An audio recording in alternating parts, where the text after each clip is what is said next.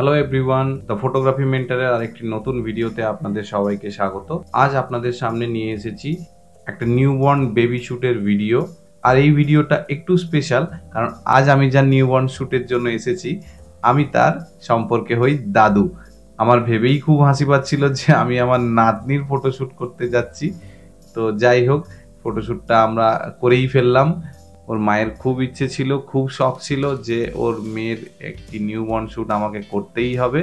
তো যাই হোক, এই শ্যুটটা আমি আমার স্টুডিওতে করিনি, ওর মায়ের একটু সমস্যা ছিল।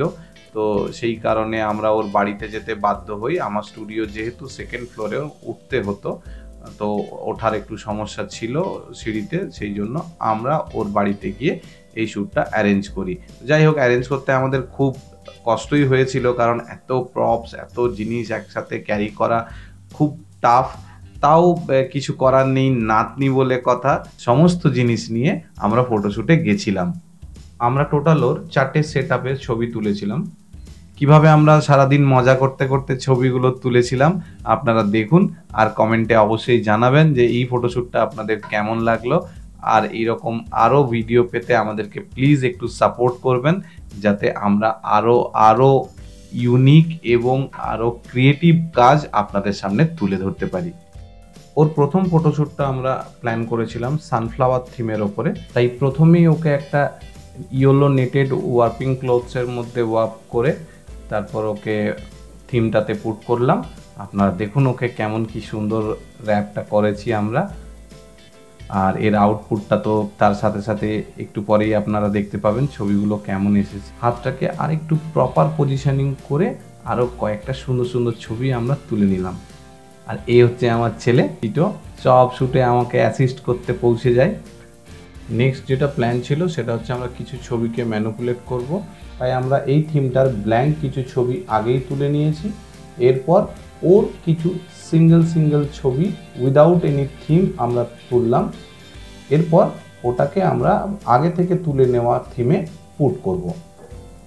একটু ডিফারেন্ট লুক ক্রিয়েট করার জন্য আমরা এইবার এর ওয়ার্পিং প্যাটার্নটা একটু চেঞ্জ করে দিচ্ছি।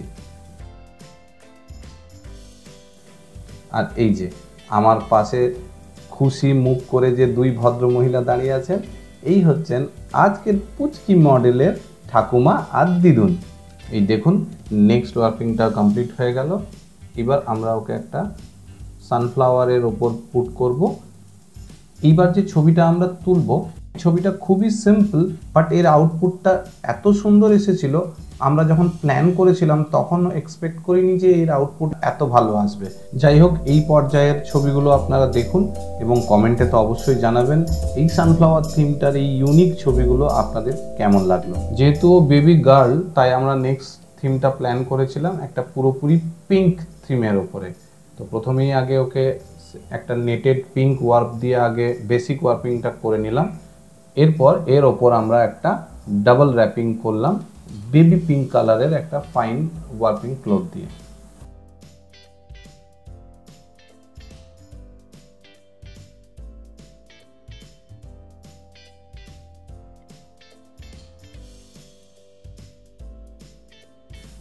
ওয়ার্পিংটা কমপ্লিট হয়ে গেলে তারপর আমরা একটা সুন্দর পিঙ্ক কালারের একটা র্যাবিট ক্যাপ পরিয়ে ওর কয়েকটা সুন্দর সুন্দর ফটো ক্লিক করে নিলাম।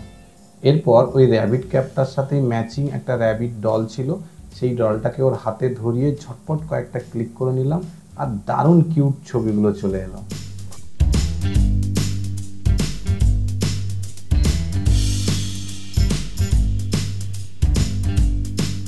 এর পরের থিমটা ছিল পুরোপুরি রেড, একটা বেবি বেডের উপরে পুরো red wrapping clothes, red fur, red props, everything in red দিয়ে একটা পুরো থিম ক্রিয়েট করা হয়েছিল।